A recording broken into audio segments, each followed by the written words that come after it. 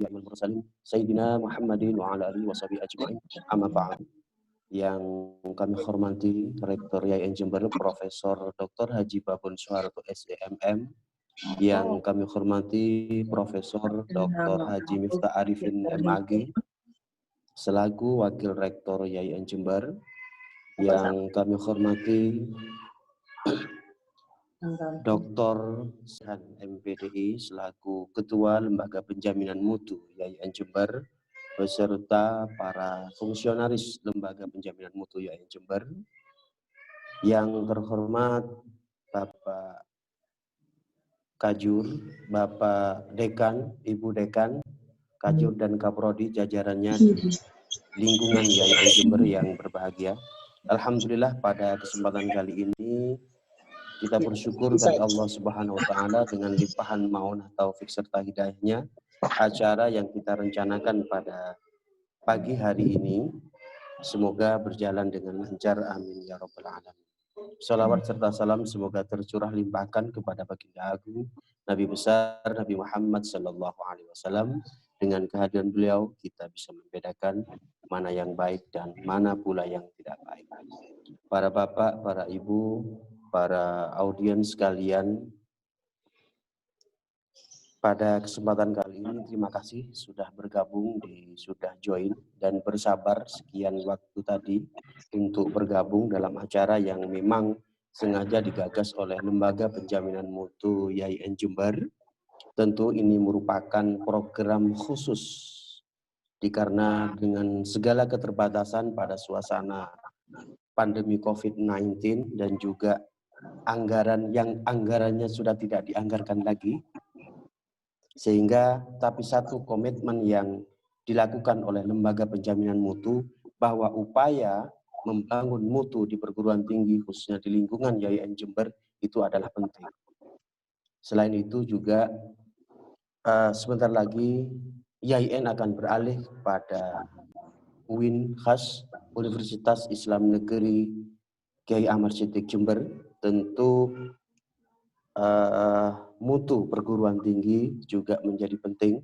Selain itu juga perlu memperhatikan karena ada beberapa program studi yang perlu untuk dilakukan pendampingan terkait dengan akreditasinya, sehingga inilah salah satu dasar dan tujuan bagaimana kemudian LPM mengambil langkah untuk kegiatan program penguatan program studi dengan tema tips dan trik pengisian LKPS dan LED menuju akreditasi unggul. Bapak Ibu sekalian, untuk selanjutnya marilah acara ini kita buka dengan pembacaan umul kitab. Semoga kegiatan tatap muka secara online ini berjalan dengan lancar. Ala hadhihi niyah wa bikulli niyatin shalih. Al-Fatihah.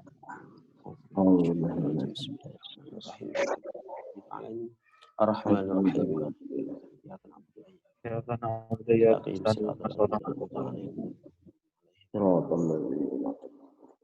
Amin. Terima kasih kami sampaikan.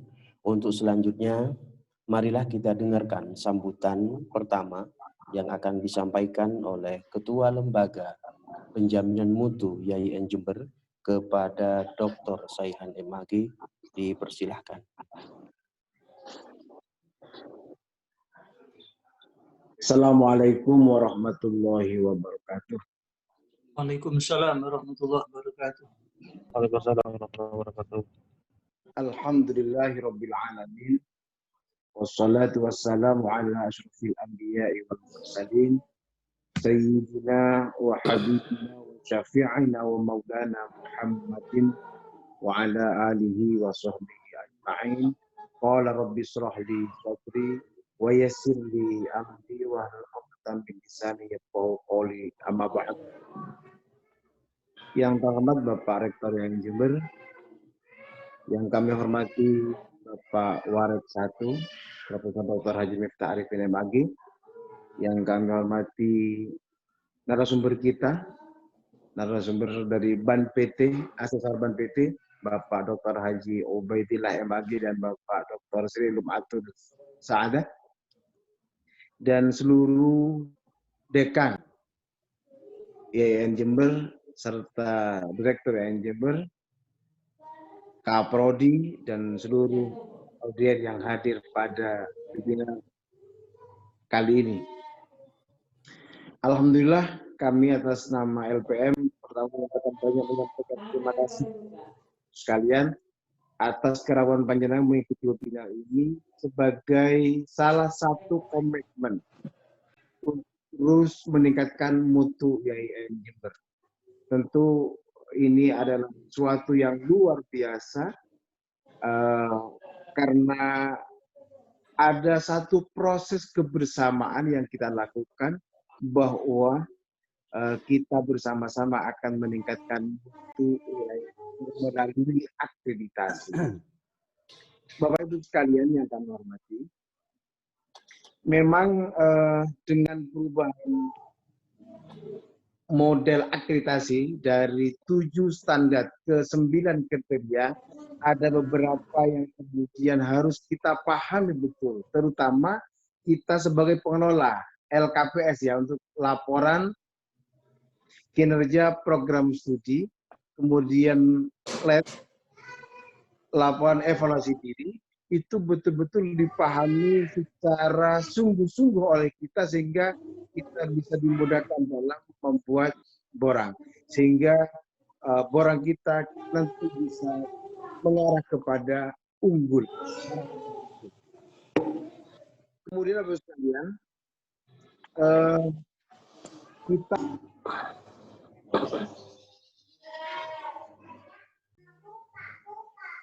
karena tugas LPM sangat dibantu oleh rumah akreditasi. Kemudian juga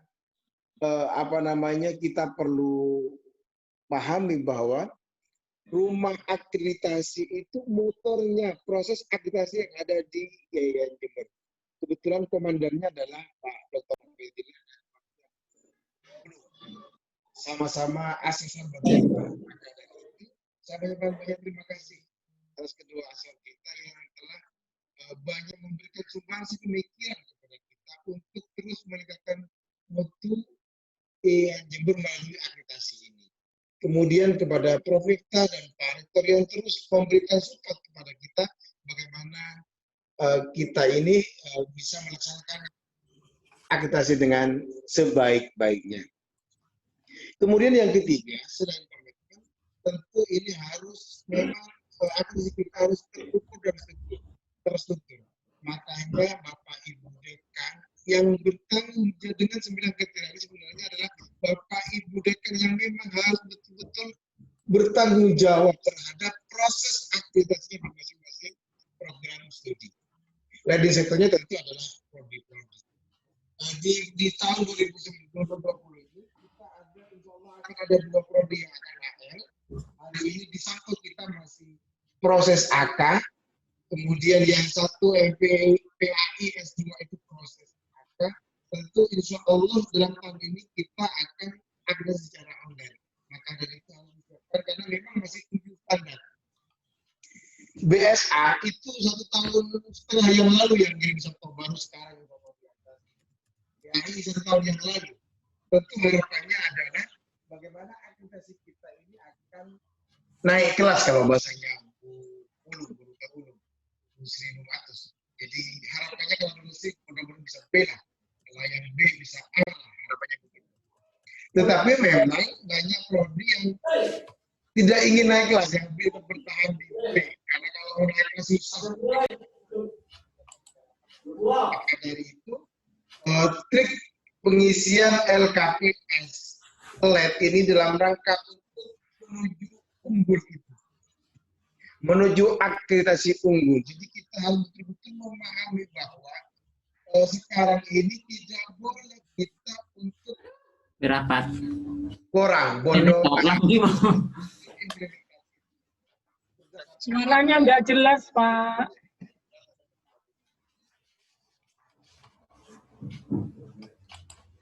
Baik. Kemudian yang paling akhir,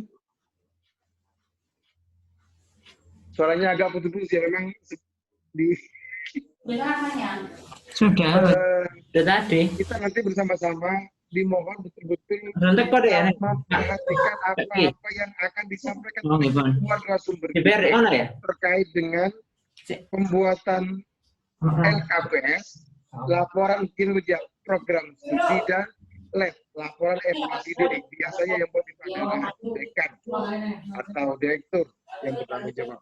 Nah, karena itu ini betul-betul nanti kita betul-betul pahami, kita punya waktu panjang untuk bertanya sehingga betul-betul akan memahami terhadap kriteria 9 itu.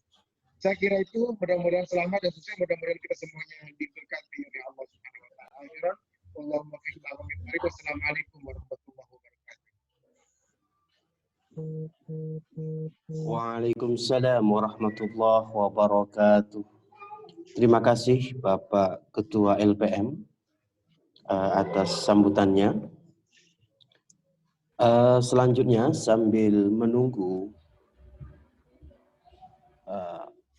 rektor kita untuk bisa join di grup ini, kita sambil lalu masuk ke topik utama, yaitu tips dan trik pengisian LKPS, laporan kinerja program studi, dan LED, laporan evaluasi diri. Halo, monitor, bisa suara terdengar? Jelas, Mas. Baik. Ini rupanya sudah hadir narasumber kita. Yang pertama adalah Dr. Haji Ubaidillah MAG selaku asesor Ban PT, juga penggagas Rumah Akreditasi YAIN Jember. Assalamualaikum, selamat pagi Pak Ubaid. Selamat pagi. Sik, Mas. Halo, mau ke kamar kecil dulu ya, bentar ya. Oke, siap. Kemudian yang kedua juga sudah hadir, sudah join di grup, yaitu Dr. Sri Lumatus Saada MHI selaku asesor Ban PT dan juga Rumah Akreditasi atau penggagas Rumah Akreditasi YAIN Jember. Assalamualaikum, selamat pagi Ibu Dokter. Halo, Assalamualaikum Ibu Dokter.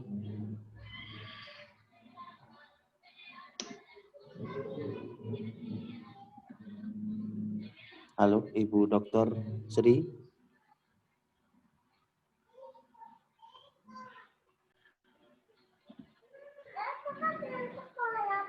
Ya, nunggu itu guru. Halo, Assalamualaikum. Admin, gimana Ibu Sri Lumatus sudah join di acara ini?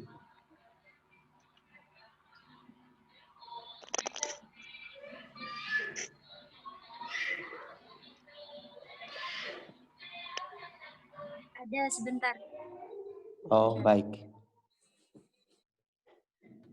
Baik, sambil lalu, rupanya mohon maaf atas ketidaknyamanan, terutama pada suara yang disampaikan atau suara yang dari Bapak Ketua LPM tadi, karena memang ada kendala sinyal, rupanya di LPM ada trouble sinyal sehingga suaranya tersendat-sendat. Mohon informasi sebelum kita ke narasumber admin, apa Pak Rektor sudah masuk di acara webinar ini?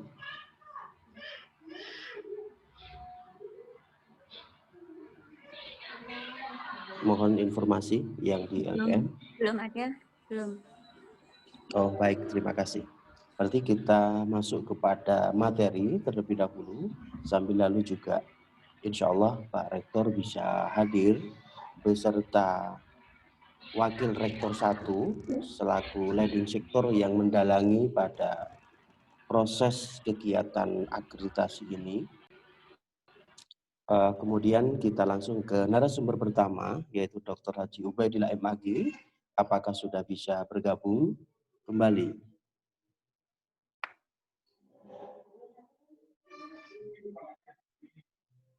Bapak Dr. Ubaidillah. Rupanya kita masih menunggu juga dari narasumber kita. Sekali lagi mohon maaf atas ketidaknyamanan para peserta webinar ini, karena memang kendala kita tidak direncanakan. Baik, ini Ibu Sri sudah join, sudah masuk kembali. Ya, terima Halo, kasih. Assalamualaikum. Ya. Assalamualaikum, Bu Sri. Waalaikumsalam warahmatullahi wabarakatuh. Bagaimana kabar, sudah siap? Alhamdulillah. Ya Mas Fandi, kita siap belajar bersama. Baik, karena Bapak Dr. Ubaidillah masih ada kendala, jadi saya langsung untuk narasumber pertama, kami persilakan kepada Ibu Dr. Sri Lumatus Saadah, MHI, selaku asesor Ban PT dan juga penggagas Rumah Akreditasi IAIN Jember. Kepada beliau kami haturkan.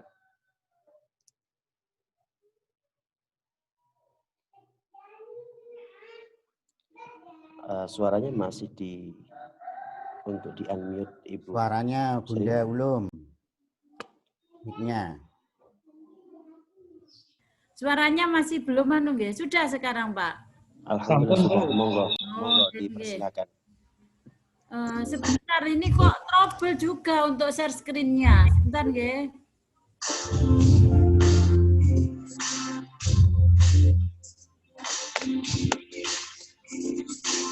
Mohon dibantu admin yang ada di LPM.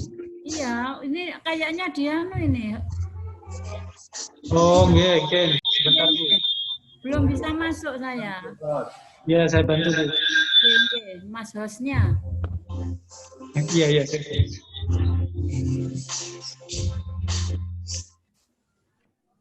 Iki Fadila, iki nang Sampun, Bu. Sampun. Oke, sudah Sampun, bisa, monggo Ibu. saged. Mungkin perlu asisten khusus kayaknya Ibu Dokter. Nggih. Monggo dipersilakan Ibu. Ya, terima kasih waktu yang diberikan oleh Bapak Moderator. Assalamualaikum warahmatullahi wabarakatuh. Waalaikumsalam warahmatullahi wabarakatuh. Yang saya hormati Rektor IAIN Jember Profesor Dr. Babun Suharto SEMM, kemudian Bapak beserta jajarannya, kemudian Bapak Warek 1, Prof. Miftah Arifin juga selaku asesor Ban PT, kemudian Bapak Ketua LPM dan segenap jajarannya, kepada Bapak Ibu Kaprodi, Bapak Wadil, semuanya yang rawuh dalam rangka kita belajar bersama. Mohon maaf hari ini saya tidak memposisikan sebagai narasumber sebagaimana yang disampaikan oleh Mas Afandi, tapi di sini saya hanya ingin belajar bersama dengan jenengan semua, kemudian pada akhirnya kita bekerja bersama, seperti itu. Karena bagaimanapun juga, untuk menghasilkan sebuah borang yang elegan dan borang yang bagus itu tidak bisa seorang diri. Maka dari itu kami pun juga ingin bekerja sama dengan panjenengan semua.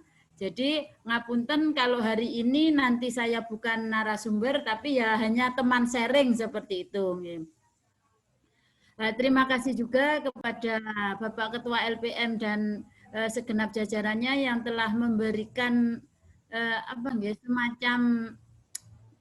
semacam kesempatan kepada kami untuk belajar bersama sekali lagi itu.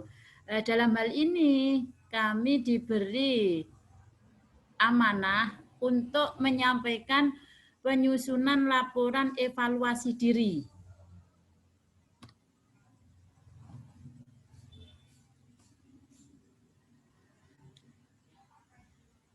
Ini memang penyusunan evaluasi diri ini berangkatnya dari LKPS dulu.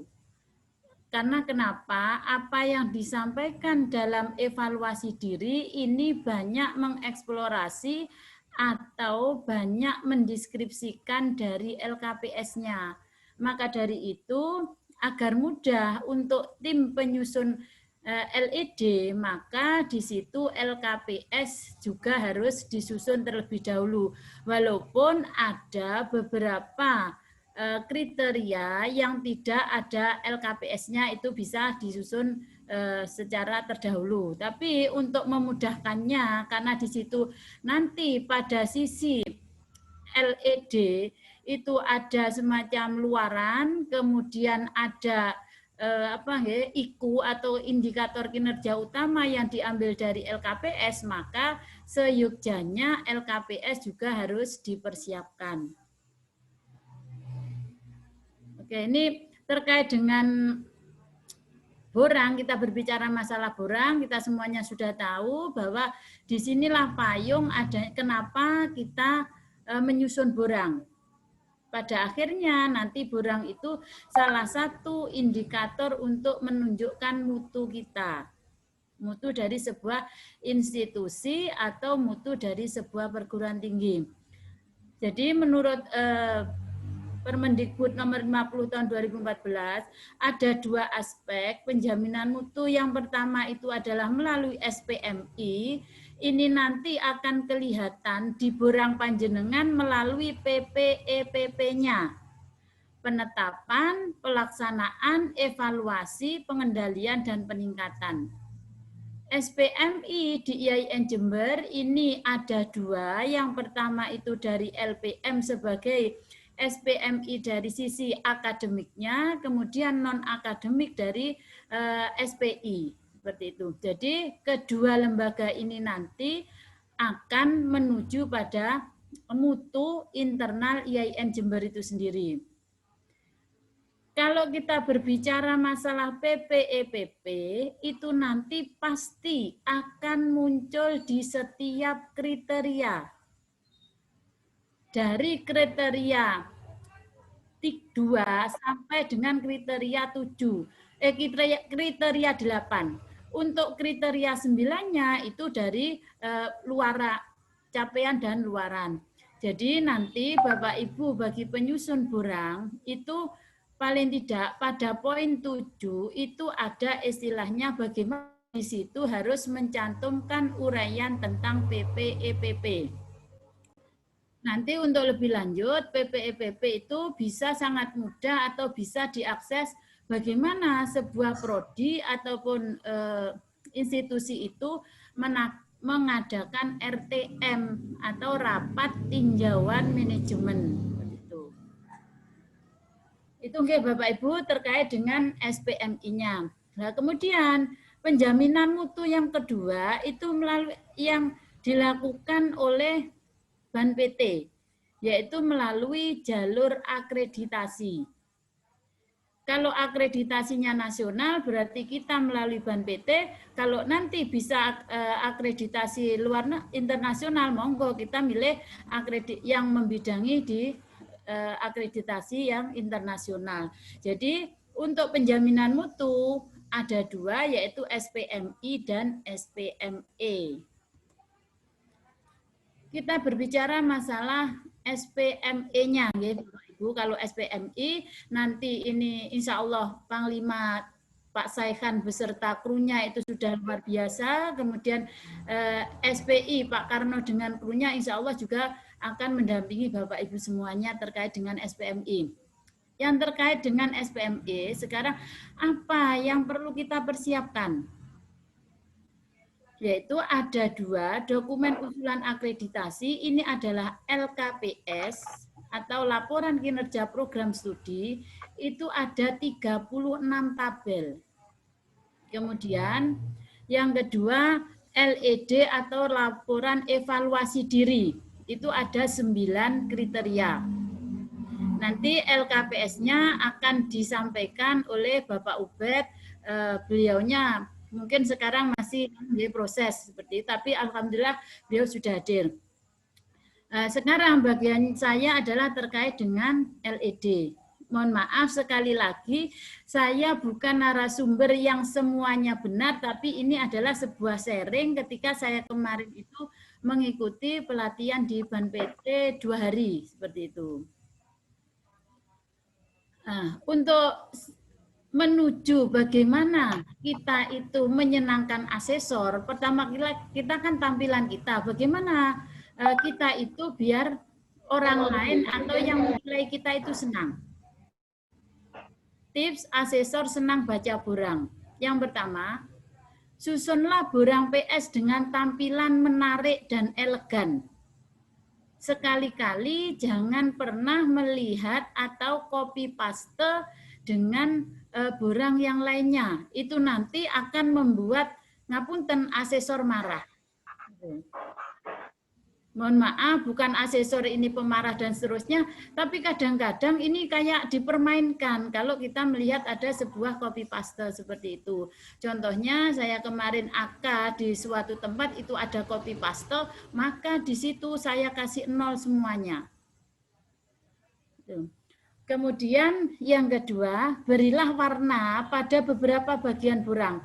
Kenapa ini diberi warna? Karena ya ngapunten, kalau kita melihat sesuatu yang indah, sesuatu yang menarik, itu kan rasanya lain di hati kita, di mata kita kan terasa adem.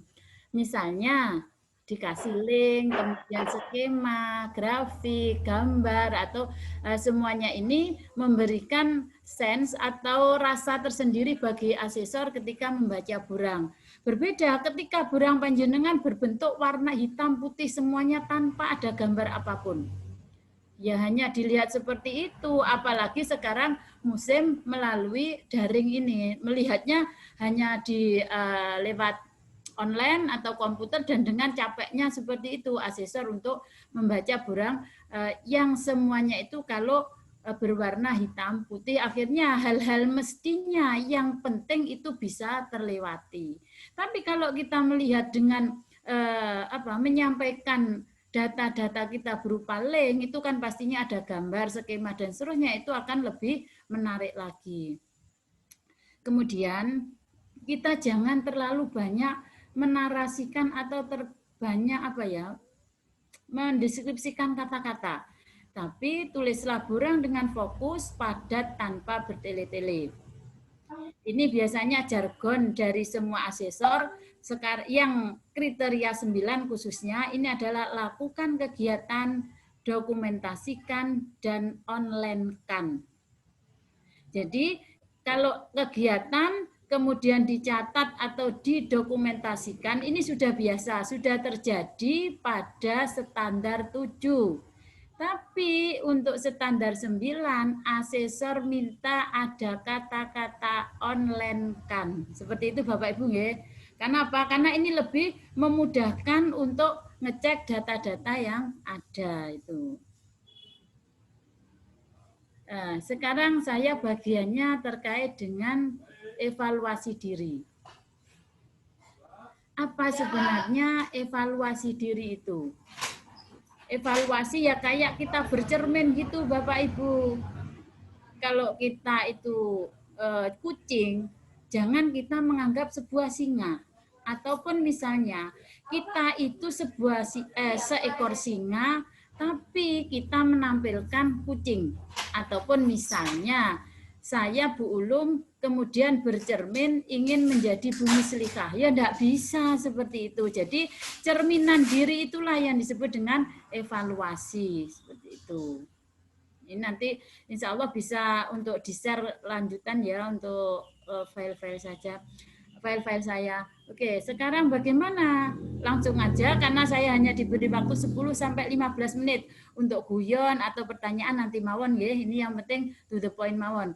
Untuk teknik penyusunan LED ada 3 tahap. Yang pertama adalah tahap persiapan, yang kedua adalah tahap pelaksanaan, yang ketiga adalah tahap evaluasi dan simulasi. Sekali lagi, untuk tahap yang terakhir, evaluasi dan simulasi ini mutlak harus dilaksanakan. Karena apa? Karena di sini nanti akan terlihat seberapa kita copy paste kita, kemurnian tulisan kita, kemudian nilai kita itu berapa itu. Jadi untuk nomor 3 ini walaupun di nomor 3 kan itu tetap wajib untuk dilaksanakan. Tapi kadang-kadang ada beberapa yang meremehkan untuk simulasi. Terus tadi laptopnya siapa sih enggak? Ataupun gini, mohon maaf Ibu Bapak Ibu nggih, kalau ada simulasi kemudian dari asesor internal biasanya memberi nilai sedikit, itu kadang-kadang bagi penyusun borang itu ada sedikit kekecewaan.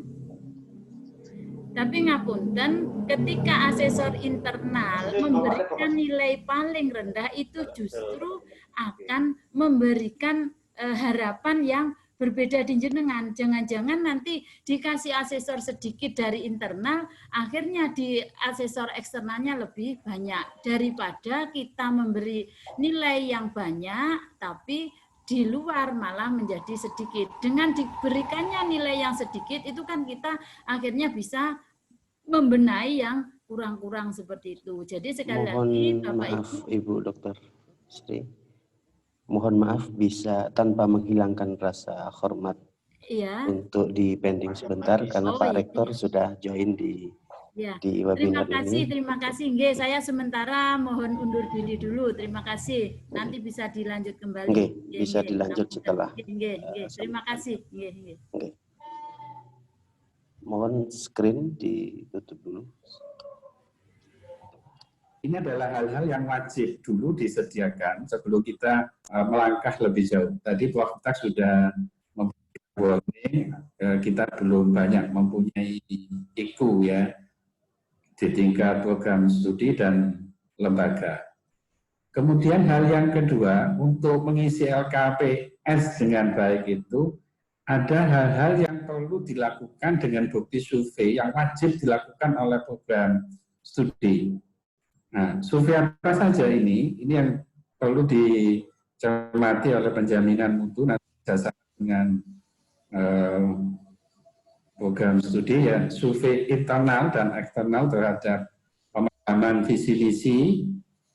Ya, ini yang pertama. Kemudian survei kepuasan dosen dan tenaga kependidikan, survei kepuasan mitra kerjasama, survei kepuasan mahasiswa terhadap layanan, kemudian survei kepuasan komplain terhadap sarana dan prasarana yang ada, survei atau komplain keuangan, survei kepuasan terhadap terkait mahasiswa kaitannya dengan sebuah proses pembelajaran, survei kepuasan terhadap penyelenggaraan penelitian dan juga pengabdian kepada masyarakat. Nah, kalau hal-hal ini semuanya sudah ada, kita nanti tinggal masukkan ke data Excel, ya, ke data Excel. Kita kumpulkan hasil-hasil pengukuran yang sudah kita lakukan itu dalam bentuk Excel. Nanti kita akan buka slide LKPS, mulai dari yang pertama sampai ke kriteria yang paling bawah, paling akhir. Nah, itulah nanti yang akan menjadi database di Sabto untuk melakukan penilaian secara otomatis. Oleh sebab itu, kata kunci dalam bisa di-share Mas, yang screen untuk ini, untuk LKPS-nya.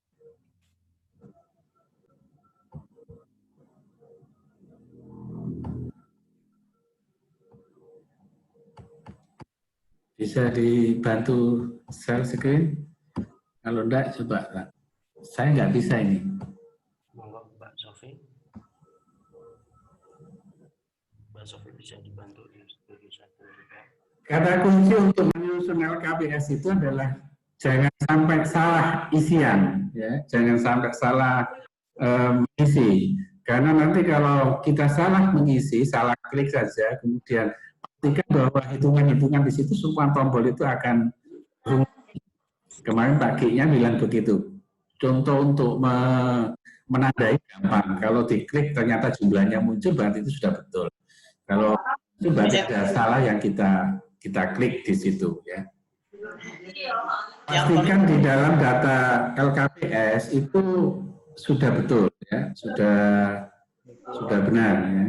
Jadi bagaimana cara mengisinya dan lain sebagainya, masing-masing tabel itu di situ sudah ada petunjuknya yang sangat teknis. Coba saya akan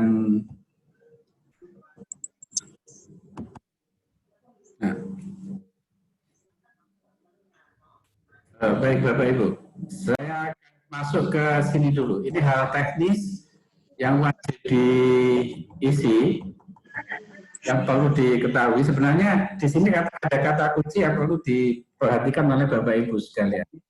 Berbeda dengan kriteria 7, ya di situ ada bulan 3A, 3B yang menjadi tanggung jawab fakultas dan program studi. Di sini ada satu unit yang ditunjuk dalam kriteria 9 yang mempunyai tanggung jawab penuh dalam melakukan akreditasi yang disebut dengan UPPS, ya. UPPS. Sekali lagi, UPPS itu bukan program studi. Di sini, ini yang teman-teman masih banyak kesalahan. Nah, nanti yang berhak menunjuk UPPS, ini nanti rektor siapa yang akan dijadikan sebagai ujung tombak dalam melakukan akreditasi ini. Biasanya pada sebuah lembaga kembali kepada fakultas, jadi dekan, Padek 1, dan tim yang disusun untuk ini menjadi UPPS-nya. Studi hanya sekedar sebagai pelaksana. Dalam pengusulan ini, ya, yang perlu digarisbawahi itu adalah yang 4 dan 5 ini, LED dan LKPS, itu fokus pada pengembangan program studi yang akan diakreditasi, sehingga harus bersifat unik, ya. Nah, keunikan inilah tadi yang dikatakan oleh Bu Sri Lum'a itu, kita tidak boleh melakukan copy paste, kita tidak boleh melihat LED-nya orang lain terlebih dahulu, tapi kita betul-betul harus melihat potensi yang ada dalam program studi yang kita miliki. Dari situlah kemudian kita melakukan narasi dengan baik sesuai dengan kelebihan dan kekurangan yang dimiliki oleh program studi. Nah, dalam hal kaitannya dengan nomor 4 ini, maka yang kelima ini menjadi kekuatan program studi karena inilah yang banyak nilainya. Jadi kriteria pendidikan, luaran, dan capaian. Ini perlu memang tidak bisa diakali, tapi ada beberapa poin penting yang bisa dielaborasi lebih jauh sehingga bisa mencapai target nilai maksimal. Satu penelitian bisa dipakai beberapa dosen, bisa dipakai beberapa bahan ajar, bisa dipakai menjadi book chapter oleh dosen-dosen yang lain, itu juga bisa meningkatkan nilai, ya, yang awalnya 2 bisa menjadi 3, 3 bisa menjadi 4, ya. Nah, saya langsung saja masuk ke bagaimana dan apa yang harus diisi oleh Bapak Ibu sekalian. Dalam kriteria 9 ini ada 2 di submit. Yang pertama adalah LED dan LKPS. Di LED itu ada 9 kriteria itu. Di LED itu meninggalkan visi misi yang dimulai dari tata pamong sampai kepada luaran dan capaian Tridharma Purwodadi, ya. Jadi visi misi tidak masuk di sini, tapi yang diukur adalah tata pamong, tata kelola, dan kerjasama. Ini semuanya adalah data yang bersifat kuantitatif, ya. Nah, oleh sebab itu di sini ada penjelasan yang sangat jelas. LKPS itu hanya berisi data tanpa narasi, artinya tabel-tabel. Bapak Ibu bisa membaca tabel-tabel yang sudah ada, nanti akan saya kasih tahu beberapa kekurangan yang biasa dilakukan oleh teman-teman dan akan membuat LKPS yang baik seperti apa. Oke, kemudian tabel-tabel data yang diisi itu sudah ada panduannya. Di bawahnya itu ada catatannya semua. Kalau Bapak Ibu mau melihat YouTube panduan penyusunan LKPS, LED, saya kira sudah banyak. Ada yang satu-satu bagaimana menyusun kriteria kaitannya dengan SDM, kaitannya dengan mahasiswa, kaitannya dengan dosen, kaitannya dengan kurikulum. Semuanya sudah ada dan saya lihat variasinya juga macam-macam, ya.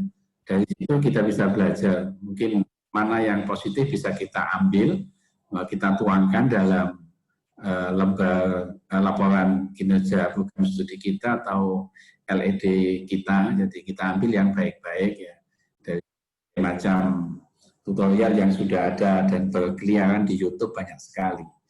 Nah, kemudian yang ketiga, narasi tentang analisis akan ditulis pada sesuai dengan laporan LED. Jadi kalau kita lihat 8 kriteria tadi itu akan menjadi bahan referensi untuk melakukan pembahasan dan analisis pada IKU dalam laporan evaluasi diri.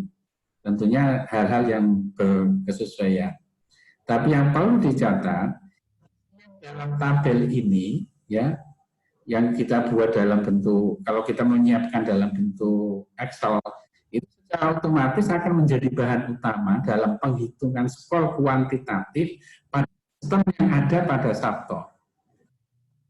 Ya, kita asesor itu tinggal tahu mentahnya ya, kalau nggak ada, tahu jadinya. Kalau tidak ada perubahan susulan data ya sesuai dengan sistem itu, kita nggak akan otak-atik lagi. Kita lewati aja nilainya 3, 3,75, 3,16, semuanya sesuai dengan data yang sudah Bapak Ibu isikan di tabel itu. Maka kata kuncinya pastikan dan yakinkan nilai dalam tabel itu adalah nilai maksimal. Sebisa mungkin adalah nilai maksimal, ya. Kalau tidak bisa tidak usah dipaksakan, tapi sebisa mungkin ada maksimal. Nah, LKPSIQ itu ada 8 ini yang akan menjadi acuan kita. Saya akan langsung masuk ke tata pamong dulu. Satu tata pamong di sini ya. Ya, identitas gini-gini kira-kira teknis bisa di istilah ada petunjuknya tinggal baca. Nah, saya masuk ke LKPSIQ pamong pada tabel yang pertama, tabel kerjasama. Nah, kalau kita lihat di dalam tadi yang sudah di-share Bu Ulum ya,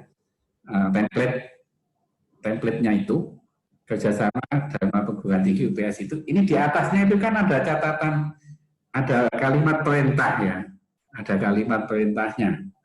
Kalau kita ke template itu. Nah itu kalau bisa jangan dibiarkan begitu saja, tapi kita buat narasi deskriptif yang awalnya itu adalah sesuatu yang memerintah kita, tapi kemudian kita buat menjadi sebuah kalimat pernyataan. Ya, di template itu petunjuknya, tabel ini berisi tentang ini, maka isikan ya. Itu dihilangkan saja nanti, kalau sudah jadi, itu hanya petunjuk teknis ya, tidak usah diikutkan nanti kalau sudah selesai. Begitu juga penjelasan di bawah ini, keterangan beri tanda V pada kolom ini. Kalau sudah selesai ya di-delete aja, dihilangkan. Ini kemarin penjelasan pagi pada saat apa itu ya. Jangan kemudian apa adanya seperti itu digelondongan, diikutkan semua gitu. Tapi ini wajib kalau sudah selesai diisi ya petunjuknya dihilangkan ya. Jadi nah apa yang beda dari tabel 1 ini di kerjasama dalam perguruan tinggi di UPPS dalam 3 tahun. Nah, Bapak Ibu wajib melihat skala waktu di sini kerjasama ada yang 3 tahun, nanti setiap tabel itu beda-beda. Ada yang 1 tahun, ada yang 3 tahun, ada yang 5 tahun, ada yang. Nah kita cermati di sini. Apa yang berbeda dari kriteria 9 ini dengan kriteria 7? Pada kolom ke-7 ya, pada kolom ke-7. Di sini kan ada lembaga mitra apa, tingkatnya mana. Kalau coba saya langsung masuk ke DKI ya, yang kemarin sudah dikirimkan ke saya lihat banyak sekali catatan-catatan, termasuk juga di kolom ini itu tidak dijawab, tidak dikasih tanda V, itu ini tingkat lokal apa tingkat nasional itu juga tidak ada. Lalu tabel di atas itu masih itu masih muncul, kemudian di bawahnya masih ada keterangan-keterangan ini juga masih muncul. Nah ini perlu diperbaiki. Nah yang di DKI kemarin itu semua dosen dimasukkan, sehingga nilainya sangat minus.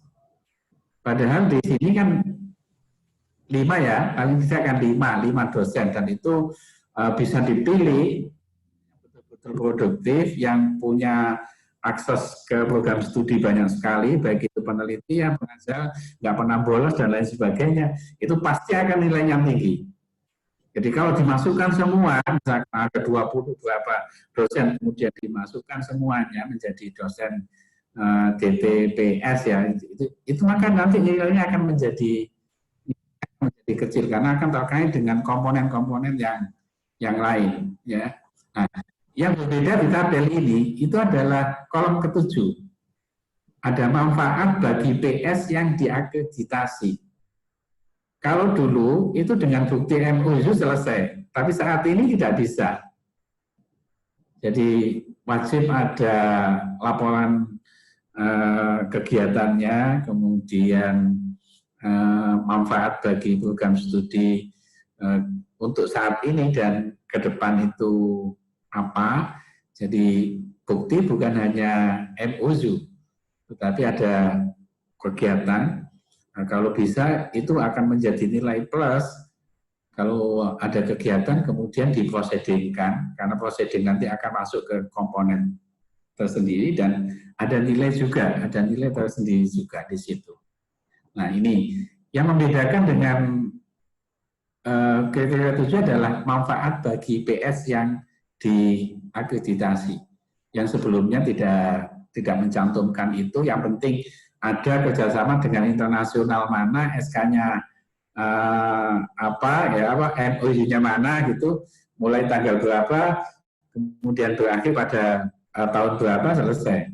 Tapi untuk kriteria 9 tidak bisa, itu tidak diakui. Kalau kita mengikuti standar yang normatif ya. Tapi kadang-kadang ada asesor juga yang menggunakan hati, oh ini yang penting ada, di Cawang juga ada gitu. Tapi kalau kita mengikuti itu kita lakukan, karena di atasnya ada badan eksekutif dari BNPB, kita pasti akan kena juga.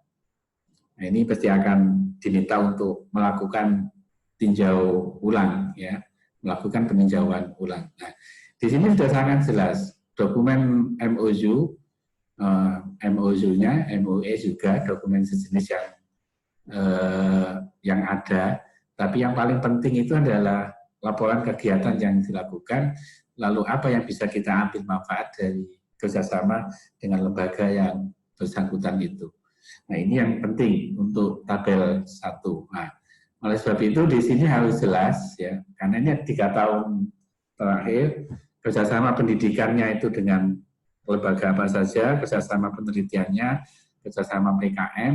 Nah, yang tidak kalah penting adalah rasio kerjasama dengan jumlah dosen tetap di program studi, NDTPS-nya ya. Jadi ada NDT, ada NDTPS nanti. Di dosen itu dibagi menjadi 2, ada NDT, ada NDTPS. NDTPS itu yang menjadi ukuran standar nilai akreditasi program studi ya di NDTPS-nya. Ya. Nah, di NDTPS inilah yang menentukan bagaimana dosen itu membuat LPS, apakah kualitas LPS-nya itu sesuai dengan standar SNDikti, apakah soal yang diajukan di LPS itu semuanya, kalau 5 dosen itu sudah cukup bagus atau tidak, itu kita pastikan sebelum kita upload ke Sabto. Ya, karena itu menjadi kata kunci. Kemarin saya AK di Islam Salatiga itu ada yang mata kuliah yang diajukan di LPS itu malah tidak muncul. Nah, itu kan fatal. Ketika saya coba lacak lebih jauh, ternyata ada pergantian kurikulum. Dari tahun ini ke ini sudah berganti. Seperti di Tabia itu, tahun ini belum selesai, ganti. Tahun ini ganti. Nah, itu penjelasan yang fake itu. Yang wajib diupload di Sabto, nanti di tabel kurikulum itu adalah kurikulum yang terakhir, bukan yang lalu-lalu.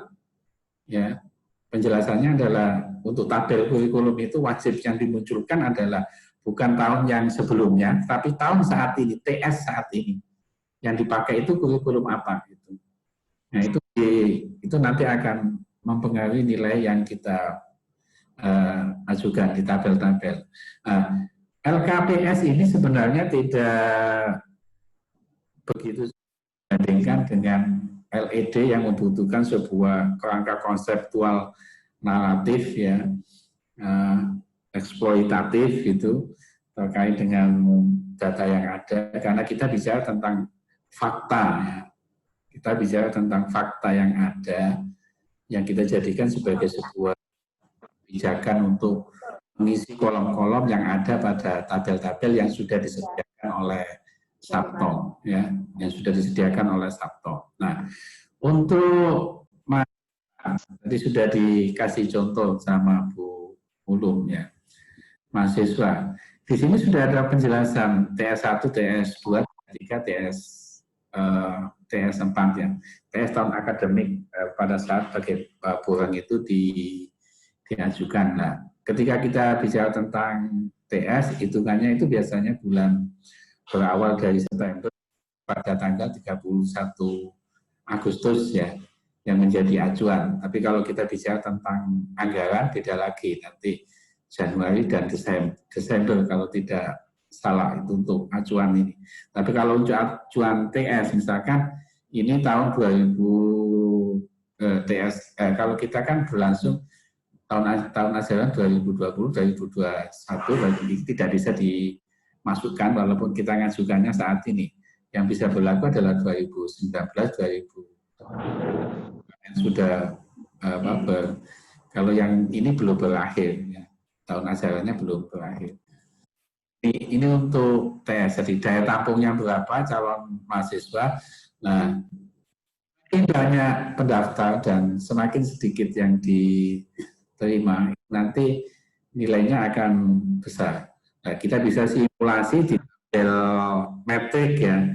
Kita coba aja, kita kasih di kolom template nilai penilaian itu, sekiranya pendaftarnya berapa, lalu asumsi yang diterima berapa, nanti di situ pasti akan muncul, oh nilainya 3,8, 3,7, 3, misalkan begitu.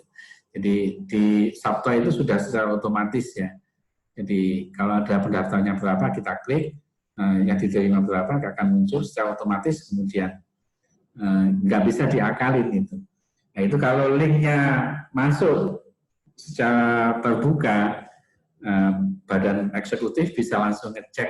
Kalau kita hapus-hapus itu ketahuan ya, kita akan ketahuan. Makanya di sini harus ada sinergisitas antara tim IT terkait dengan semua database ya yang ada di Sabto supaya tidak terjadi sebuah ya. Oke. Mas Fandi, ini sudah kelewat saya ini. Baru dapat satu tabel. Mungkin bisa Saya coba langsung ke ini yang belum dipahami teman-teman terkait dengan tabel integrasi ya. Tabel integrasi hasil penelitian ya.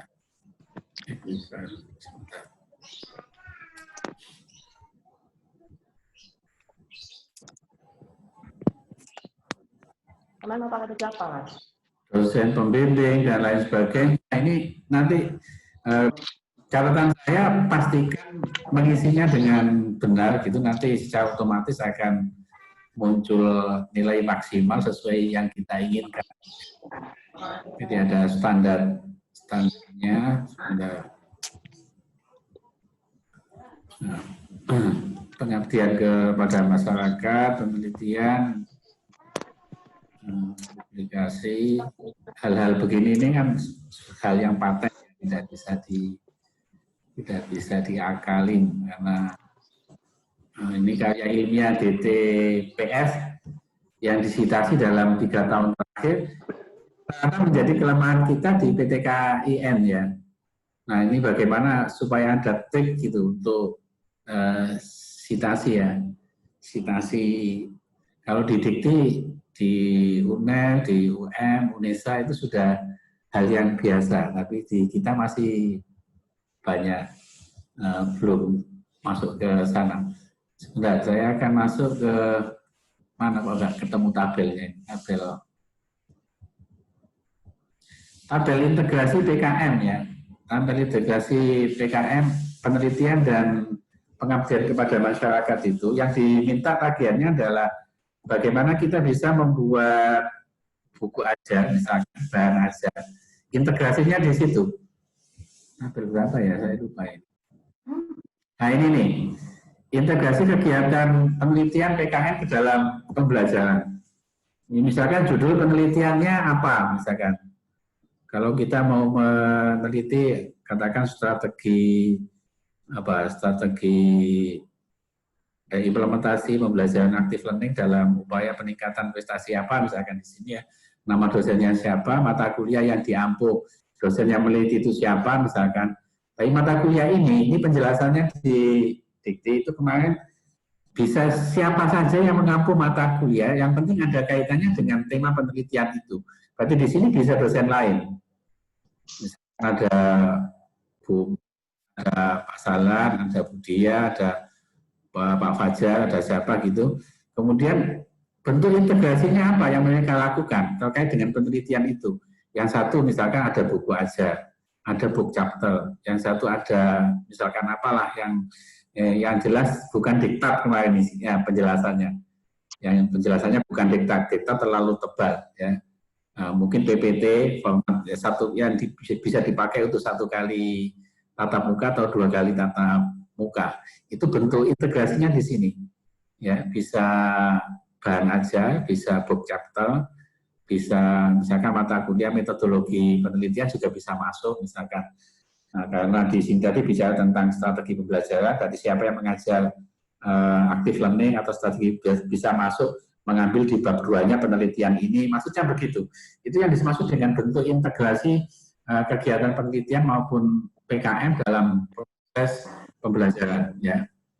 Nah ini mungkin Bapak Ibu yang bisa saya share untuk pertemuan kali ini, karena ini adalah hal yang bersifat teknis, sesungguhnya membutuhkan langsung duduk bersama di satu-satu ya, kita ini satu-satu tiap tabel, lalu kita melihat standar penilaian sesuai dengan metrik itu, insya Allah kita akan bisa mencapai akreditasi unggul sesuai dengan harapan kita semua ya.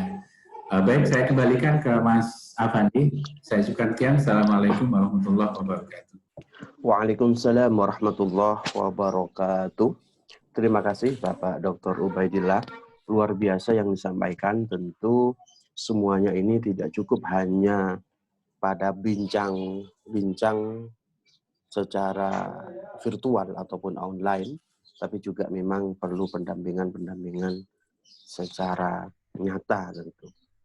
Baik, untuk lebih memaksimalkan kegiatan ini, kami persilahkan kepada para audiens, bila mana ada sesuatu hal yang perlu di-sharingkan atau ditanyakan, maka saya buka untuk para audiens, tanya jawab seputar apa yang disampaikan oleh kedua pemateri tadi. Monggo kami persilahkan. Mohon maaf ya, Mas Fandi, bentar aja ya. Oke, monggo silakan. Oke. Ini perlu kami sosialisasikan hasil dari pelatihan kemarin bahwa yang dimaksud dengan DTPS itu bukan dosen yang ada di home base, tapi dosen yang mengajar mata kuliah inti dalam prodi tersebut. Jadi mohon maaf, misalnya saya ngajar di HK, mata kuliah inti. Kemudian saya ngajar di HES, mata kuliah inti yang mengarah pada SKL HES. Maka di situ saya bisa disebut dengan DTPS. Yang selama ini salah kaprah, DTPS itu adalah yang ada dalam home base prodi. Itu ngapunten kemarin itu Pak G, Pak Sugiono sebagai Dewan DE, kemudian Pak Basarudin atau Pak Chan itu, Prof. Basarudin atau Pak Chan itu sebagai Ketua DE itu berkali-kali menyampaikan bahwa sekarang sudah ada persamaan persepsi yang dimaksud DTPS adalah dosen yang mengajar mata kuliah inti dalam sebuah prodi. Program studi. Dalam program studi, nggih, seperti itu. Monggo nanti bisa ditata ulang, nggih, tidak harus. Kemudian kalau sekira di situ ada beberapa dosen yang sangat potensial dari segi karya ilmiahnya, kemudian dari ya termasuk penelitian dan seterusnya, maka itu diambil saja. Atau misalnya ada dosen yang bergelar lektor kepala atau guru besar, itu akan mempengaruhi dalam penilaian termasuk dalam sumber daya manusianya yang ada di LKPS itu. Oke, itu saja Mas Afandi. Oh ya, niki Pak Dion, saya mohon maaf tadi terkait dengan LED belum menyampaikan kriteria 1 sampai 9. Saya menganggap Bapak Ibu semuanya sangat sudah hafal di luar kepala. Kriteria 1 itu apa, kriteria 2 dan seterusnya. Itu mohon nanti di-share khusus oleh LPM seperti itu. Terima kasih, saya kembalikan lagi. Terima kasih Bu Lu. Oke, sebelumnya saya mohon untuk mengisi absen. Oke, seluruh peserta. Terima kasih, saya kembalikan mendengar. Baik, terima kasih. Perlu diketahui dan dari antusias para audien mencapai 80 kurang lebih, sehingga mohon untuk bisa mengisi absensi yang sudah disediakan. Baik, Bapak Ibu sekalian, kita masuk kepada sesi tanya jawab. Monggo dipersilahkan. Saya Pak Fandi. Pak Fandi. FTK. Mukniah. Monggo. Ibu Dekan, terlebih dahulu kami persilakan ke Bu Dekan FTIK. Terima kasih. Assalamualaikum warahmatullahi wabarakatuh. Waalaikumsalam warahmatullahi wabarakatuh. Langsung aja, terima kasih pada Bapak Ketua LPM beserta krunya. Alhamdulillah pada hari ini kita sudah dapat pencerahan. Mungkin yang kedua kalinya saya mengikuti terkait dengan pengisian LKPS dan LED. Saya kira ini bermanfaat sekali untuk semua fakultas dan ditindaklanjuti sebagai pelaksana prodi. Baik sudah akreditasinya A maupun yang akan reakreditasi, karena ini adalah model baru ya, 9 kriteria yang semuanya belum pernah ya. Karena itu saya mohon nanti Ketua LPM bisa memfasilitasi ya, masih campur semuanya, mungkin nanti bisa dijadwal tiap fakultas. Dan kebetulan ini di FTIK punya PR besar 5 prodi yang sedang proses melaksanakan kegiatan ini. Untuk LKPS insya Allah 5 prodi masih sudah berjuang mengisi semaknya sudah selesai. Kemudian sekarang proses LED 5 prodi yang akan reakreditasi itu. Terima kasih sekali. Tadi saya dengar ada rumah jurnal yang ini saya kalau misalnya ada hal-hal yang perlu dikonsultasikan, ini tempat ada di mana, kemudian bagaimana cara kita berkomunikasi ketika misalnya prodi biologi membutuhkan klarifikasi terkait dengan isian LED dan sebagainya. Itu yang perlu saya sampaikan. Kemudian yang kedua, tadi Bu Ulu menyampaikan bahwa masing-masing fakultas itu harus punya dan sudah mengisi indikator kinerja utama yang bukan versi PI. Seingat saya dulu sudah kita dikasih sosialisasi, tapi kita Fakultas Tarbiyah sudah punya IKU mulai dari dekan, wakil dekan sampai kaprodi. Apa bukan itu yang dimaksud? Itu yang pernah disampaikan oleh penjaminan mutu dari LPM. Ya, hanya saja kita belum menindaklanjuti dengan IKT. Memang kita belum pernah terima sosialisasi IKT ini sebagai lanjutan dari IKU yang tadi sebagai saya kira LPM perlu juga memberikan template-nya terkait dengan IKT tadi itu. Kalau memang IKU yang dimaksud adalah IKU yang sudah pernah diberikan LPM, nah, FTIK sudah punya IKU, LKT-nya yang belum. Karena bagaimanapun juga ini juga harus kolaborasi antara UPPS sebagai penyelenggara di fakultas dan prodi ini selalu bekerja sama, tidak bisa terpisahkan seperti pada saat borang 3A 3B yang disampaikan lewat satu tadi itu. Karena itu yang bisa saya sampaikan. Jadi nanti saya mohon perkenan Bapak Rumah Dinas, Bapak Dr. Haji Ubaidillah Nafi berkenan juga nanti jika ada dari prodi kami yang sedang LED ini diberi bimbingan dan arahan. Ini mereka sudah rutin, masing-masing ada timnya dan ada penanggung jawab dan sudah sedang mengerjakan semampunya. Terima kasih sekali. Ini ada 2 asesor baru yang sangat luar biasa dan bisa menjelaskan secara detail. Hanya saja kalau kita hanya dengarkan, tidak praktek langsung, mungkin masih bingung. Karena itu kita butuh pendampingan secara khusus sambil mengisi, kemudian didampingi oleh 2 asesor ini. Yang saya kira patut dibanggakan, selamat, mudah-mudahan betul-betul bermanfaat jadi asesor. Kalau misalnya Bu Ulum kebetulan orang syariah, saya kira kalau sudah menjadi asesor ini milik bersama ya Bu Ulum. Milik bersama semua jadi siap berawal kami-kami yang akan reakreditasi terutama. Dan yang sudah akreditasi lama ini juga perlu harus paham karena semuanya nanti mesti sama.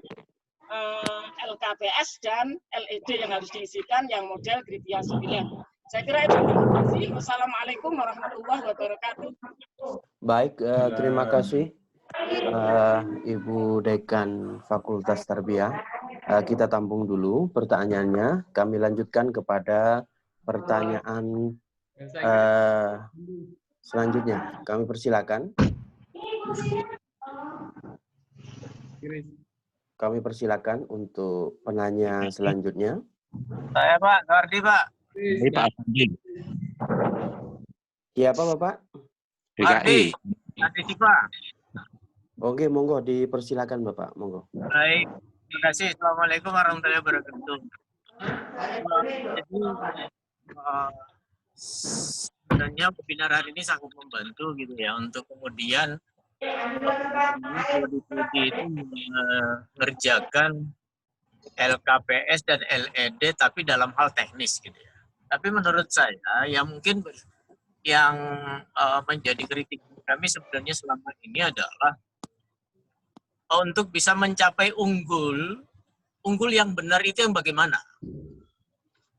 Jadi kalau unggul mengarang, karena saya melihat bahwa penyusunan LKPS, LED sampai saat ini kita masih pada tahap mengarang, gitu ya, mengarang sesuatu yang belum kita kerjakan. Nah, kita berharap sebenarnya LKPS dan LED itu adalah unggul dalam arti unggul yang dilakukan. Jadi kalau misalnya kita mendapat akreditasi unggul itu benar-benar yang unggul yang benar gitu. Nah, itu yang kami harapkan triknya dari asesor internal, unggul yang benar itu yang bagaimana? Saya sebagai salah satu contoh misalnya begini, Pak. Dalam penyusunan visi misi. Dalam penyusunan visi misi itu ada kegiatan penyusunan visi misi baik pada tingkat institusi, fakultas, kemudian sampai pada tingkat prodi. Di mana dalam penyusunan visi misi itu menghadirkan stakeholder, menghadirkan masyarakat sebagai pengguna dalam penyusunan itu. Nah, kegiatan itu mestinya pernah tidak dilakukan. Lalu kemudian di situ ada LPC tentang penyusunan visi misi, ada SK penyusunan visi misi, sampai pada tingkat institusi fakultas, sampai pada tingkat prodi. Nah, itu saja kalau kita lihat sampai hari ini itu belum pernah ada kegiatan dalam penyusunan visi misi gitu. Sampai pada penetapan tentang visi misi. Nah, mestinya kita bekerjanya berdasarkan sesuatu yang dikerjakan. Jadi kita berharap jangan selalu mengulangi sesuatu dengan teknis mengarang dan seterusnya. Saya berharap ini bisa menjadi perhatian dari asesor internal untuk kemudian bisa menjadi rekomendasi ke pimpinan bahwa KPS itu adalah sesuatu yang memang benar-benar yang sudah kita realisasikan. Jadi kami jangan terus-terusan kemudian disuruh mengarang dan begitu selamanya. Nah, kita sampai kapan kita mau disuruh mengarang terus? Kira itu saja. Terima kasih. Assalamualaikum. Baik. Bahasa Inggris. Terima kasih. Pertanyaan dari Bapak Suhardi menarik sekali.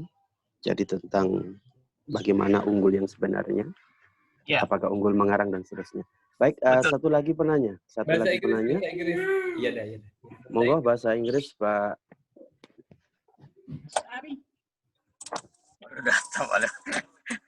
Monggo, satu lagi. Assalamualaikum.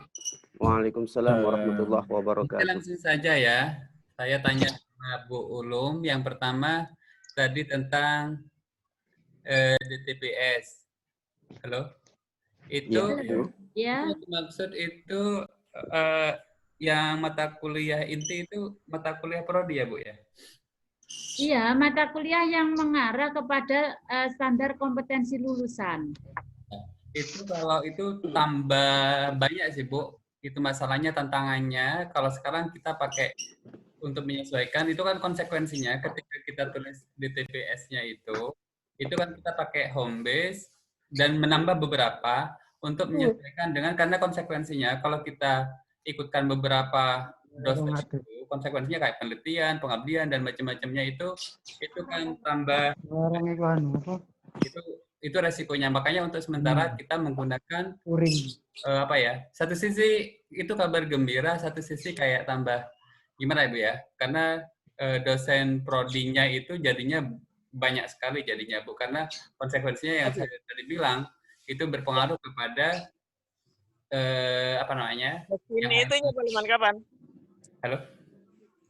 Ya, monggo Pak Ansari, kami persilakan. Yang kedua Bu, mungkin dulu Bu Ulum menyinggung tentang APT Bu. Alhamdulillah bahasa Inggris itu mengerjakan. Sebenarnya bukan tanggung jawabnya Bu Ulum. Cuma mungkin dalam forum ini mungkin bisa digugah ya. Mungkin karena kalau yang di online itu kan enak. Itu yang saya lihat di APT-nya itu masih yang punyanya bahasa Inggris Bu, yang masih setor. Itu tanggung jawabnya. Saya konsultasi dulu ke LPM, katanya mau diperbaiki kandung gizi kayak visi misi semuanya itu sudah ditaruh di APT-nya, tapi itu masih APT-nya punyanya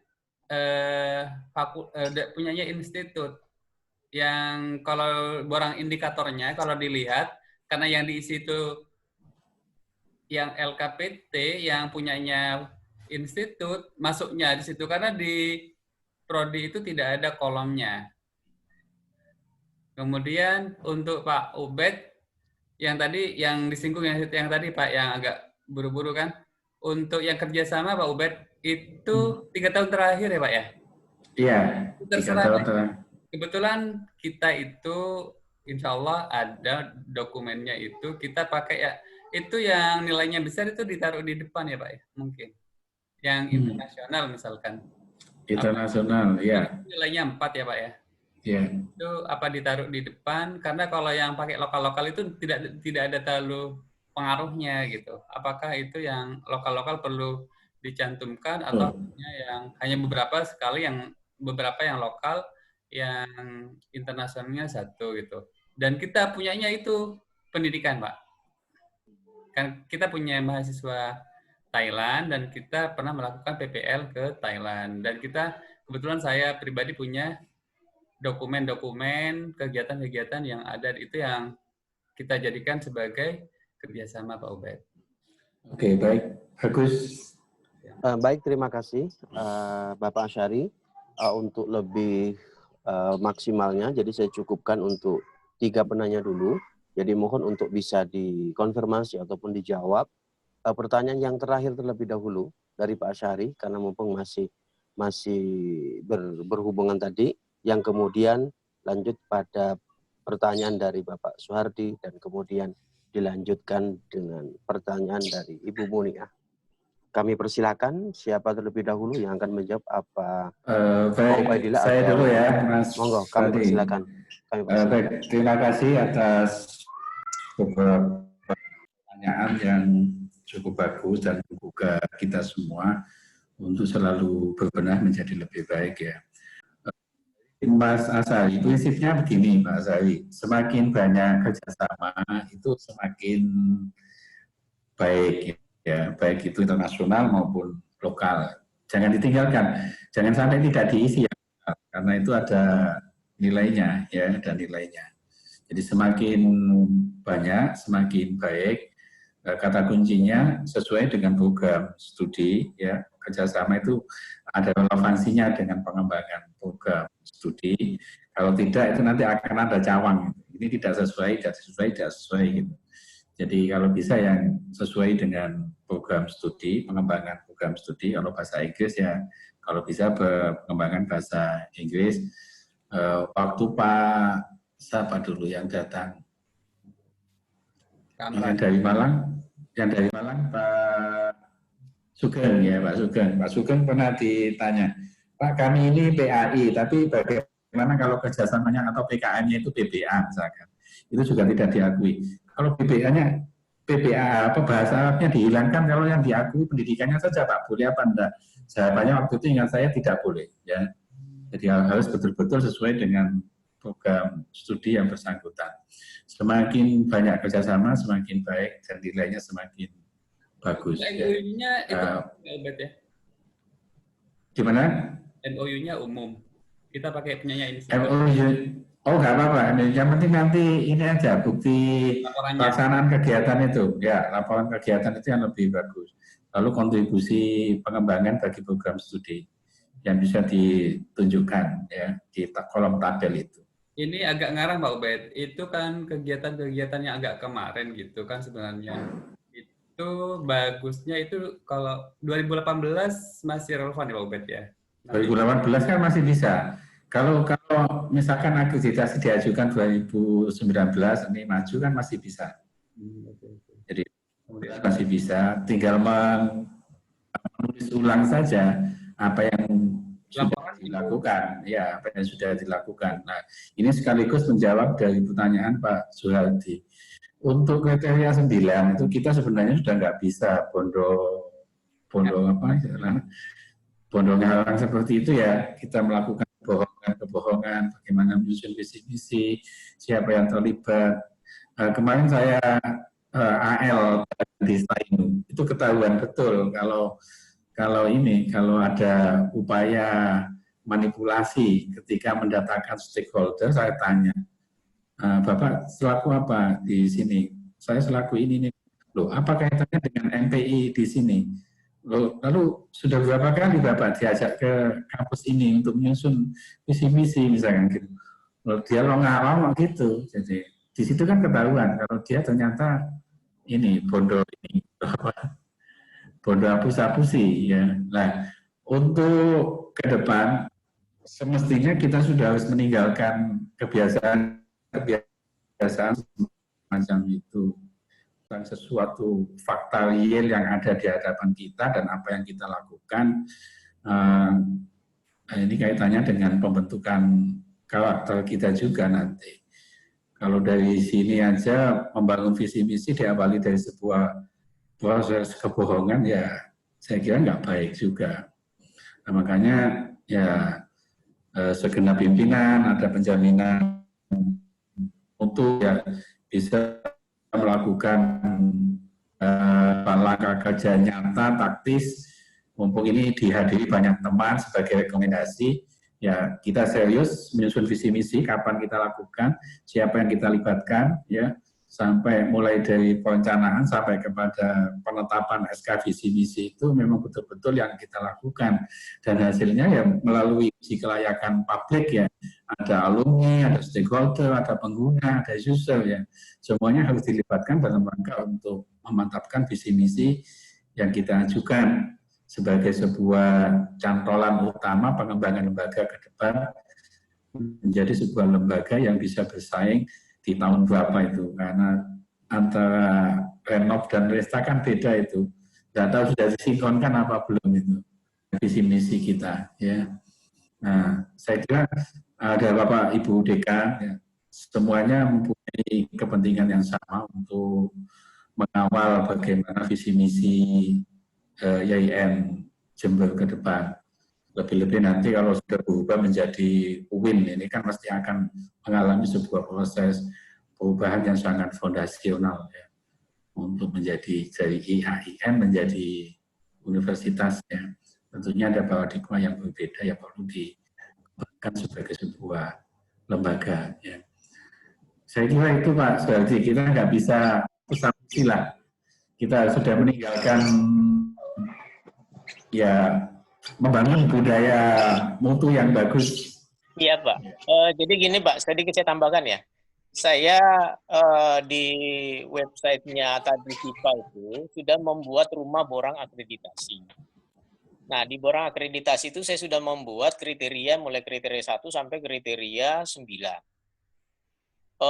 Dokumen-dokumen apa yang kemudian yang perlu diisi di kriteria 1, kemudian sampai kriteria 9 itu sudah kami isi. Hanya saja ketika kami membaca berdasarkan standar APS 4 itu, memang kebingungan kami di situ adalah bahwa di situ banyak sekali dokumen yang terkait dalam regulasi kebijakan, dan itu saya sampai hari ini membacanya itu belum pernah dilakukan gitu. Nah, itu yang kemudian membuat kami bimbang, ini gimana kemudian nanti mengisinya. Artinya pada akhirnya kemudian ya mengada-ngada lagi kan, harus membuat LPJ tentang penyusunan misi-misi, harus membuat penetapan visi misi, SK penyusunan visi misi dan seterusnya. Nah, itu kan terkait dengan regulasi, Pak. Dan itu yang menurut saya sampai hari ini belum pernah ada gitu. Nah, itu makanya kenapa saya pertanyakan itu baru pada kriteria 1. Belum lagi pada yang lain. Saya kira itu Pak Badillah. Terima kasih. Mudah-mudahan Mas Badillah bisa membantu. Ya, mudah-mudahan ini dicatat oleh, ini kan tugas utama penjaminan mutu ya, di akreditasi kriteria 9 ini semuanya tertumpu pada penjaminan mutu ya. Jadi kemarin ada yang waktu apa ya, ada yang bilang penjaminan mutu ini sebagai bak sampah, semuanya ditumpahkan ke sini.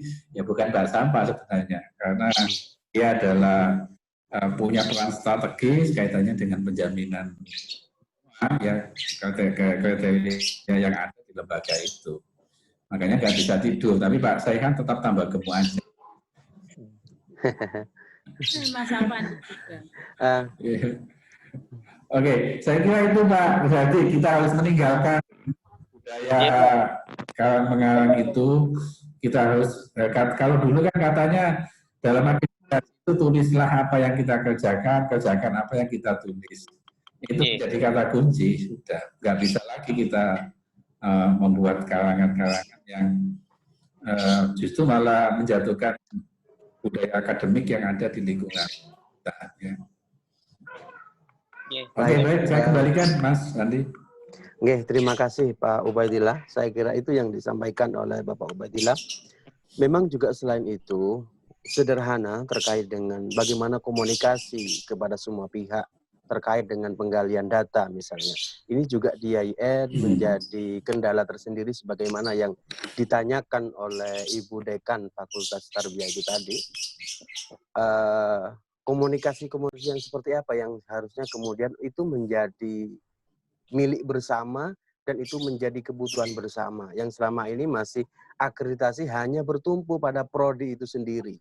Sehingga kaprodinya yang kepotokan untuk mencari data. Sehingga ya tidak ada salah pada akhirnya ketika harus mengarang pada akhirnya.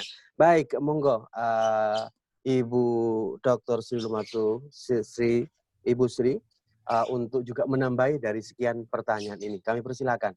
Ya, terima kasih. Nah, ini langsung saja Mas Sofandi. Sekarang monggo semuanya kita buang mindset bahwa Burang adalah bondo mengarang.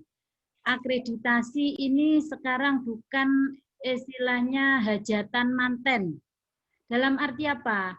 Kalau dulu kita mau visitasi di AL itu ya di AL oleh asesor semuanya pinjam, bagus-bagus, datanya diperbaiki dan sebagainya. Kita tinggalkan itu, sekarang adalah kita menuju akreditasi adalah ingin menunjukkan mutu sebuah institusi, terutama prodi atau fakultas dan lebih luas lagi adalah perguruan tinggi. Jadi kalau akreditasi ini adalah sebuah mutu, maka mutu itu harus ada pelaksanaannya, dijalankan. Misalnya kriteria 1, itu tidak hanya berputar pada konsep, tapi bagaimana untuk merumuskan VMTS itu. Untuk merumuskan VMTS sebenarnya sudah dilakukan, sudah dijalankan, tapi ini belum didokumentasikan. Nah, terkait dengan mutu juga, karena mutu ini adalah sifatnya eksternal, maka di sini kan ada penilainya, terutama dengan melihat dari borang yang disampaikan oleh para pembuat borang atau penyusun borang itu.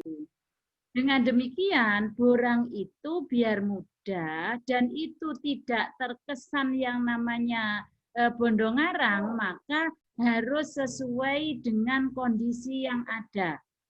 Kalau kondisi yang ada sekarang ini masih memungkinkan untuk diperbaiki dalam hal pelaksanaan dan sebagainya, monggo untuk segera diperbaiki agar apa yang ada dalam tuntutan borang itu bisa tercapai. Seperti yang disampaikan oleh Bu Dekan tadi, terkait dengan IKU. Penyusunan IKU itu ya kembali lagi kepada penjaminan mutu atau LPM.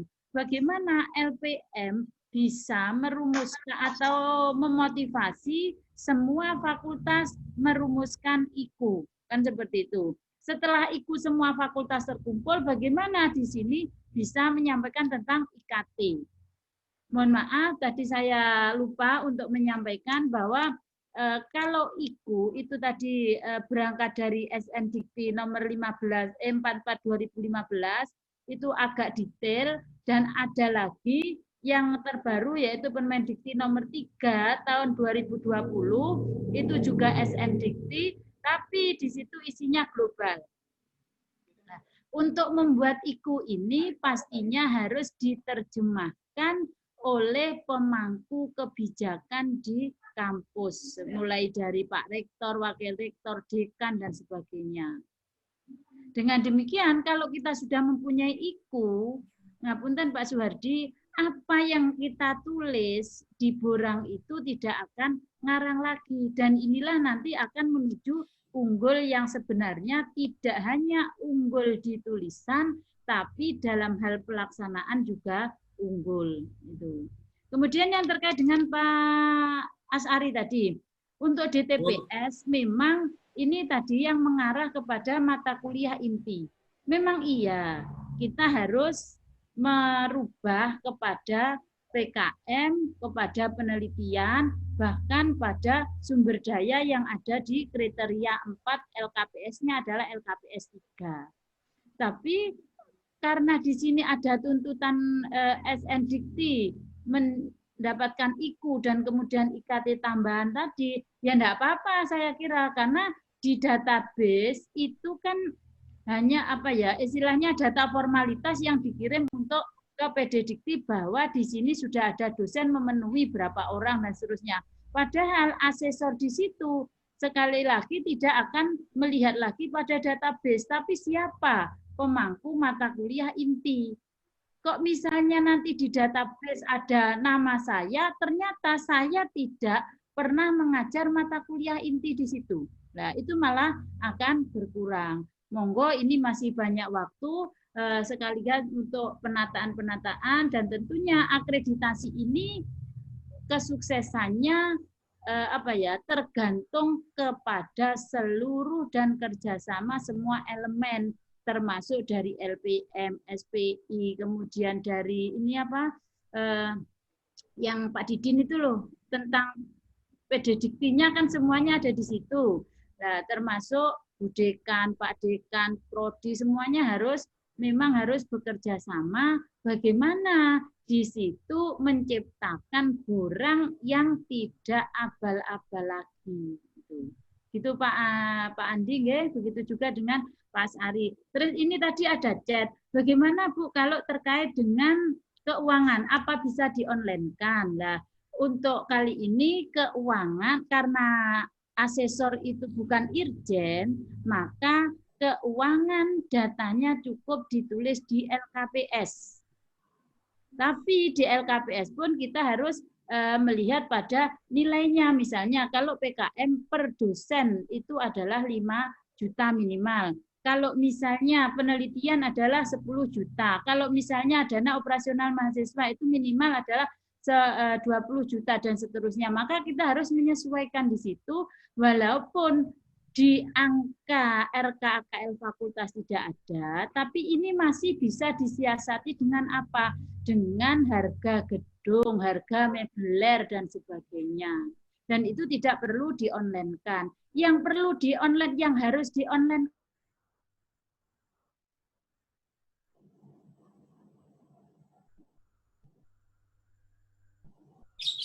Halo, melalui kalau pelayanan dosen melalui sister, kemudian edom dan seterusnya, inilah yang disebut dengan harus di-online-kan melalui tadi situs-situs yang dibuat oleh LPM khususnya. Kemudian aksesibilitas, bagaimana kita akan mengakses tentang e-jurnal, itu ada enggak? Bagaimana kita akan mengakses pada perpustakaan mana ini loh, poliklinik dan seterusnya. Lah, itu baru nanti di-online-kan. Untuk data keuangan cukup ada pada data LKPS saja. Dan teman-teman penyusun prodi, enggak usah khawatir. Asesor adalah bukan irjen. Jadi asesor hanya melihat pada matrik saja. Kok itu sudah sesuai dengan matrik, maka nilainya 4. Dan kalau LKPS ini nanti yang menghitung adalah mesin Sabtonya. Jadi yang banyak mendeskripsikan tentang nilai rentang 1 sampai 4 itu di LED, tapi LKPS itu adalah nilai mati yang dinilai oleh mesin Sabto. Seperti itu. Terima kasih Mas Afandi. Monggo kita bersama semuanya bersatu untuk menuju dan bekerja sama untuk menuju akreditasi unggul. Terima kasih. Baik, terima kasih Ibu Ulum dan Bapak Ubaidillah. Dikira waktu sudah tidak mengizinkan kita, ini sudah molor 1 jam, yang direncanakan adalah jam 11. Atau masih ada? Sudah, cukup. Baik, saya kira sudah cukup jelas saya kira apa yang disampaikan oleh 2 narasumber. Terima kasih banyak atas kesempatan dan luang waktu dari beliau, Bapak Dr. Ubaidillah dan Ibu Sri Lumatus Saadah yang sudah berkenan untuk sharing ilmunya. Tapi tentu LPM tidak hanya sebatas dalam konteks webinar ini. Mungkin ada langkah-langkah konkret selanjutnya, bagaimana LPM sebagai gerbang mutu, khususnya di YIN Jember, apalagi nanti akan berubah status ke Winhas. Siapa di belakang? Siapa di belakang? Universitas Islam Negeri Siapa di belakang itu? Jember. Ada sponsornya. Sponsor. Diawasi terus Mas Afandi ini. Iya. Baik, terima kasih atas perhatian Bapak Ibu sekalian, atas kesempatannya. Tentu LPM masih sehat-sehat. Saya Pak Ketua terutama siap untuk menggawangi urusan mutu dan penjaminan mutu. Baik, terima kasih atas perhatian semua yang hadir pada kesempatan kali ini. Saya selaku pembawa acara sekaligus moderator. Mohon maaf apabila ada salah dan khilaf. Ihdinas siratal mustaqim. Wassalamualaikum warahmatullahi wabarakatuh. Waalaikumsalam warahmatullahi wabarakatuh. Assalamualaikum wabarakatuh. Terima kasih, mohon maaf semuanya, guys. Saya undur diri. Nggih, Bu. Ada Share materi ditunggu. Share materi. Nggih, Bu. Grup mawon nggih, Pak. Nggih, Bu. Sudah Temu saya. WA monggo. Nggih, grup mawon. Nggih, tunggu. Suwun. Ada penampakan di belakangnya Pak Wandi. Gitu. Diawasi terus Mas Afandi, mau diajak keluar itu. Siap-siap mau ke Jember. Mohon izin. Makasih Pak Ketua. Kasih Pak Luar biasa narasumber kita. Terima kasih. Waalaikumsalam. Ini siap-siap mau ke Jember, sudah ditunggu ini. Pak Subakri, Pak Bas. Mau ke studio 1, Pak Sekretaris. Kita ini di studio 2, Probolinggo. Lanjut. Langsung ronde kedua Probolinggo.